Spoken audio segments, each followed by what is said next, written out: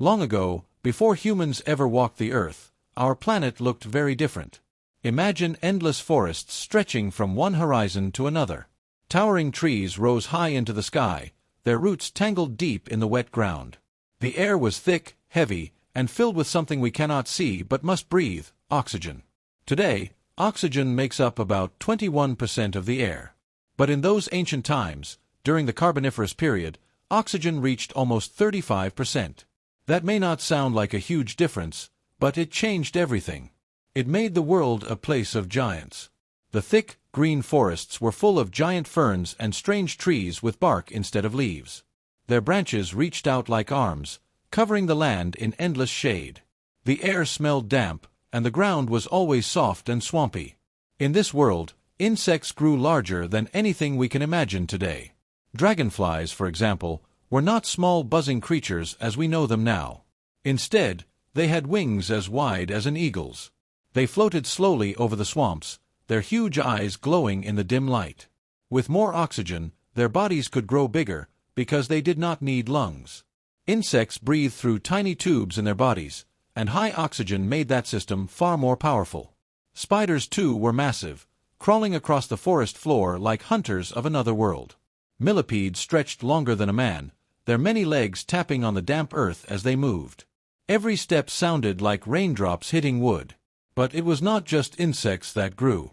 Amphibians, the creatures between fish and reptiles, found themselves in a paradise. They grew large, strong, and strange. Some looked like giant salamanders, with wide mouths and sharp teeth, hunting in the swamps. The forests echoed with their calls, and the surface of ponds rippled as their heads rose above the water. Why did oxygen make life grow so big? The answer is simple: oxygen is fuel. The more oxygen an animal has, the more energy it can use. Insects, which rely on oxygen diffusing directly into their bodies, were suddenly free to grow beyond normal limits. Larger bodies were now possible, and they filled the forests with life that seemed almost alien. The nights were different too. With so much oxygen, fires spread more easily. A single lightning strike could burn whole forests. Flames would roar through the trees, feeding on the rich air, and smoke would rise high into the sky. Yet life always returned. Plants loved oxygen too, and they grew back stronger, spreading even wider across the land. Imagine lying under those giant trees at night. The stars above would flicker through thick branches. The sound of huge dragonflies buzzing would echo like distant drums. The air itself would feel heavy, pressing gently on your chest, as if reminding you with every breath that this was a world full of power. But not everything was safe in this oxygen-rich paradise. Bigger insects meant more dangerous predators. A single bite from a giant centipede could kill small animals. Amphibians ruled the swamps, hunting with open jaws. Life thrived, but survival was always a challenge. Still, it was a golden age of growth. Never before, and never again, would the earth see such a time of giant insects and endless green forests. Oxygen gave life an open door, and nature stepped boldly through it. As we close our eyes and imagine this world, we can almost hear the wings of a dragonfly as wide as our arms. We can almost feel the damp air, rich with oxygen, filling our lungs with each breath. It was a time both wondrous and dangerous, a reminder that the invisible gases around us shape the very form of life. And yet, this was only the beginning. The rise of oxygen would not stop here. It would bring new opportunities, new dangers, and even the possibility of mass extinction. But for now, in this part of the story, we rest among the forests of giants, where oxygen made everything bigger, stronger, and stranger than we could ever imagine. The earth was alive with giants. Insects with wings wider than eagles glided slowly through the warm air. Amphibians, heavy and strong, splashed in swamps, hunting with sharp teeth. The forest stretched endlessly, and oxygen, thick and rich, fed everything.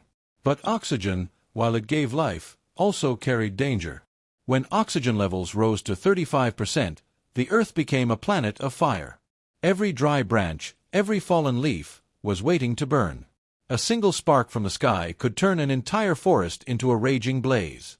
Imagine it: thunder rolling across the horizon, black clouds filling the heavens. A bolt of lightning cracks open the air.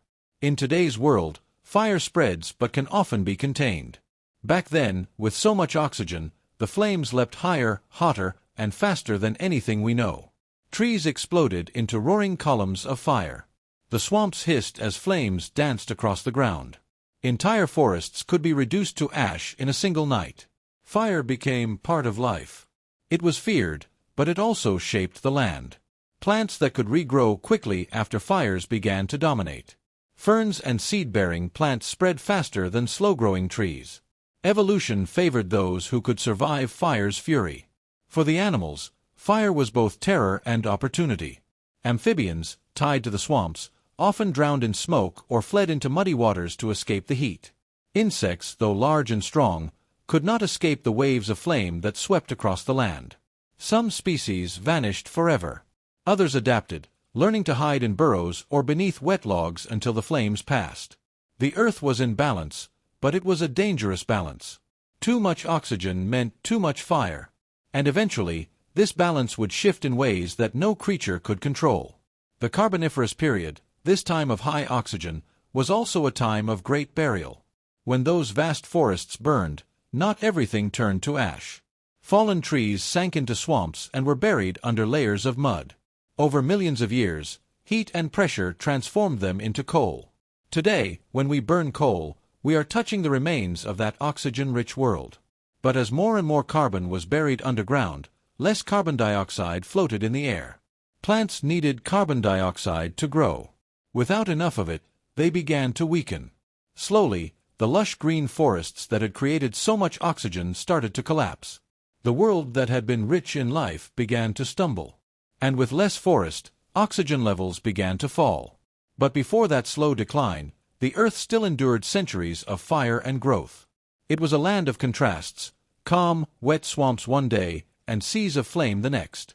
To the creatures that lived there, fire was as natural as rain. They did not understand it, but they adapted to it. Imagine lying in that ancient world at night. The sky glows not with stars, but with red light from distant fires. Sparks drift on the wind like glowing insects. The air is heavy, filled with both oxygen and smoke. You hear the crackle of burning trees, the rush of animals fleeing through the swamps, and the distant thunder of collapsing forests. And yet, in the silence after the fire, new life always returned. Ferns sprouted from the ash, green against black soil. Amphibians crept back from their hiding places. Dragonflies, their giant wings glimmering in the sun, took to the skies once more. Fire was not the end. It was simply part of the cycle of life. But cycles do not last forever. The oxygen-rich world was unstable. Fires grew too frequent, and as the forests weakened, the balance tipped. The planet was preparing for change, a great shift that would end the reign of giant insects and swamp-dwelling amphibians. Oxygen had given life the chance to grow huge, to thrive in ways impossible today. But soon, that same gift would become too much to bear. As we drift to sleep, we can almost see the flames of that ancient world roaring against the dark sky. We can almost feel the heat of the fire and the heaviness of the oxygen-rich air.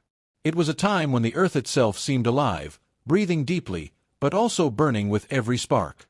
The age of fire would fade, and with it, the giants of the swamps. But oxygen's story was not finished.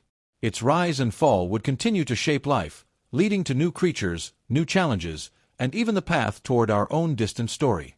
The world of fire and giants could not last forever. Nature's balance was always shifting, and the age of endless swamps was slowly coming to an end. The forests that had filled the air with oxygen began to struggle. Something deep in the earth was changing, and with it, the very breath of life. As giant trees and ferns grew, many of them fell and were buried in the swamps. Their bodies sank into mud and water, layer upon layer, for millions of years. This process trapped huge amounts of carbon beneath the ground. At first, this seemed like a blessing. With so much carbon buried, oxygen could rise higher and higher. But the system was delicate. Plants needed carbon dioxide, the partner of oxygen, to grow. With less carbon dioxide in the air, plants began to weaken. The vast forests shrank. Where once the horizon had been filled with towering ferns and strange bark-covered trees, gaps began to open. Swamps dried, forests died, and the balance that had once fueled a green paradise now crumbled. As the forests declined, oxygen levels began to fall. The air that once held 35% oxygen slowly dropped closer to today's 21%.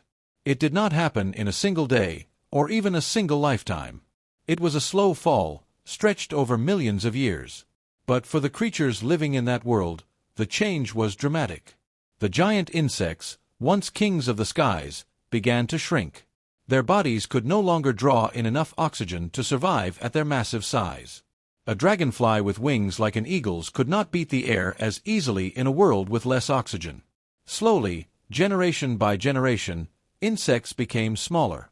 Amphibians too faced great challenges. They had ruled the swamps, growing large and strong in the oxygen-rich air. But with the decline of forests, their wet homes began to disappear. The air was drier, the land harsher, and competition fiercer. Amphibians began to fade, making way for new creatures. It was in this time of change that reptiles began to rise. Unlike amphibians, reptiles did not depend on water to lay their eggs. They carried their future inside hard, protective shells. This gave them freedom to explore the land, to spread into places amphibians could not follow. The fall of oxygen did not just shrink the giants of the old world, it opened the door for new rulers. Reptiles spread across the earth, adapting to dry plains, rocky hills, and open forests. They were not yet dinosaurs, but they were the ancestors of what was to come. The earth itself was shifting too. Continents moved, climates changed, and with less oxygen, fire became less frequent.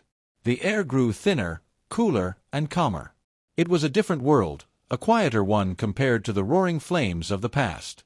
Imagine living through this transition. One day, the skies are filled with dragonflies as wide as your arms, their wings shimmering in the sunlight.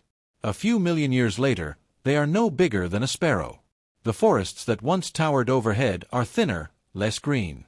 The air feels lighter, easier to breathe, but less powerful. The giants of the swamp fade into memory. The age of amphibians and giant insects slips away. But life is not ending, it is simply changing. Nature never stops. One form of life gives way to another. And in this new world, reptiles found their chance. With stronger lungs and bodies built for dry land, reptiles spread and thrived. Small lizards hunted among the rocks, while larger creatures prowled the forests. They were tough, resilient, and ready for a future that amphibians could not claim. The story of oxygen reminds us of this truth. Life survives by adapting. When the world changed, the creatures that could change with it endured. Those that could not were left behind, buried in the fossil record, their bones a silent memory of a world once rich with oxygen. Tonight, as we think of this time, we can imagine the silence after the fall. The great buzzing of giant dragonflies is gone. The thunder of massive amphibians splashing in swamps has faded. The forests are thinner, the fires smaller, the air calmer. And in this quiet, small reptiles take their first steps toward ruling the earth. Oxygen had given birth to giants, and oxygen had taken them away. But it also created the stage for the next act in Earth's story.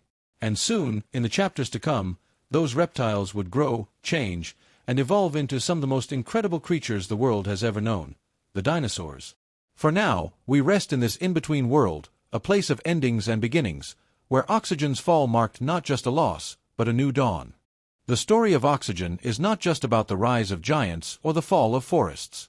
It is the story of life itself, how something invisible, something we breathe without thinking, has shaped every creature that ever lived. After the age of swamps, after the fall of giant insects, the earth moved into a new chapter. Reptiles had taken their place upon the land. They were stronger, more adaptable, and ready to face the challenges of a world with less oxygen. Over millions of years, some reptiles grew larger, fiercer, and stranger. They became the dinosaurs, rulers of Earth for more than 150 million years. The air during the time of dinosaurs never again reached 35% oxygen. It stayed closer to what we know today, sometimes rising a little higher, sometimes falling lower. But the great spike of the Carboniferous period never returned. And because of that, no insects ever reached the size of eagles again. No salamanders grew as large as crocodiles. The giants of the oxygen age were gone forever. Still, oxygen continued to guide the path of life. When oxygen levels dipped too low, many creatures struggled. Some mass extinctions, great die-offs that erased much of life, were linked to changes in oxygen. When oxygen rose again, life recovered, often in new forms. The cycle of rise and fall never stopped. For dinosaurs, oxygen gave enough strength for their massive bodies to thrive. Some grew as tall as buildings, their necks stretching to the treetops. Others became fierce hunters, their teeth sharp and jaws powerful. They lived in balance with the oxygen of their time, never too much, never too little. But then, disaster struck. 66 million years ago, an asteroid crashed into the Earth. The sky darkened with dust, fires spread, and oxygen levels dropped. The dinosaurs, for all their power, could not survive the sudden change. They vanished, leaving behind only birds, their small feathered descendants. And once again, oxygen's story continued. With dinosaurs gone, mammals rose. At first they were small, living in shadows, breathing carefully in a dangerous world. But with time they grew. Oxygen fed their warm blood, giving them energy to run, to climb, to think. Among them, eventually, came us, humans. Our lungs are built for oxygen. Every breath we take is a gift from the plants that still cover our planet. Without oxygen, our muscles fail, our hearts stop, our thoughts fade. It is as essential to us as it was to the dragonflies of long ago, or the dinosaurs that once thundered across the land. But the oxygen we breathe is balanced. Too little, and we cannot survive. Too much, and fire would consume the world once more. The Earth learned this balance through ages of struggle, through swamps that buried carbon, through forests that burned, through extinctions that reshaped life. Now, as we lie down to rest, we can imagine this long journey. First, a world of giants, where dragonflies filled the skies. Then, a world of fire, where forests burned under a heavy oxygen-rich air.